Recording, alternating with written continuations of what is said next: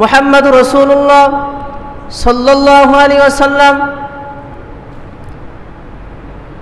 যখন তিনি 1 থেকে 40 বছর পর্যন্ত আল আমিন ছিলেন, তার আগে ছোট্ট একটি ঘটনা, তিনি একটি সংগঠন তৈরি করেছিলেন হিলফুল ফুজুল।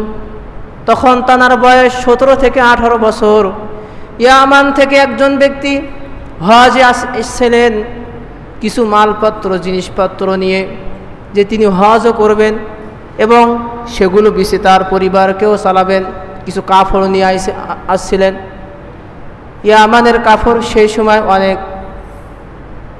ভালো ছিল, ভালো মানের কাপড়। মক্কা আসার পরে মক্কার একজন নেতা তার কাছ থেকে সে কাপড় ক্রয় করলেন। কাপড় ক্রয় করার পরে তিনি টাকা দেন নাই। তিনি বললেন অমুক দিন আসো। তিনি অমুক দিন গেলেন। যাওয়ার পরে তিনি বললেন কিসের টাকা? তুমি আমার কাছে কোনো টাকা পাও না, অর্থাৎ যদি আমি নিয়েও থাকি তোমার টাকা তুমি পাবে না। সেই ইয়ামান ব্যক্তি হতভাগ্য হয়ে গেলেন যে আমি ইয়ামান থেকে অনেক কষ্টের মাধ্যমে এসেছি এবং কিছু কাপড় নিয়ে এসেছি যে বিক্রি করে এই টাকা দিয়ে আমি আবার আমার দেশে ফিরে যাব। একদিকে হজ করা হলো, একদিকে আমার ব্যবসাও চলল। যখন তিনি টাকা পালেন না, মক্কার প্রত্যেকটি নেতাদের কাছে তিনি তখন বিচার চালেন। তারা বললেন অমুক দিন বিচার হবে। এমনিভাবে তারা টালাচ্ছিলেন, আজ না কাল, কাল না পশু, এইভাবে। তখন তিনি এক পর্যায়ে একটি পাহাড়ের উপরে দাঁড়িয়ে তিনি চিৎকার করে হাওমাও করে কাঁদছিলেন আর বলছেন, আহারে মক্কার মানুষ কি এমন যে তারা দূর ব্যক্তিদের কাছ থেকে এইভাবে লুটপাট করে খায়। এই কথা কিছু সংখ্যক যুবকদের কানে গেলেন। যাওয়ার পরে রাসূলুল্লাহ সাল্লাল্লাহু আলাইহি ওয়াসাল্লাম, তখন তার বয়স 17 থেকে 18, আর যে সকল যুবকরা তার কান্নার আকুতি শুনলেন তাদের বয়স 40, 35, 30, 28 এমন বয়স। এখন তারা এই কান্নার আওয়াজ শুনে তার কাছে সব কিছু জিগালেন। তিনি সব কিছু খুলে বললেন।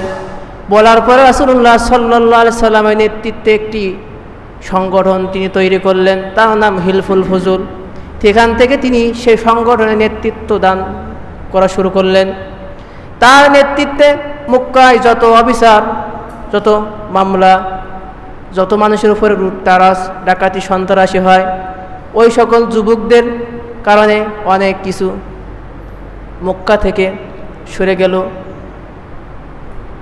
যে সকল মানুষ দূর থেকে সামানা নিয়ে আসতেন তাদের কাছ থেকে যারা লুটতারাজ করত, কিছুটা কমে গেল এই সংগঠন করার পরে।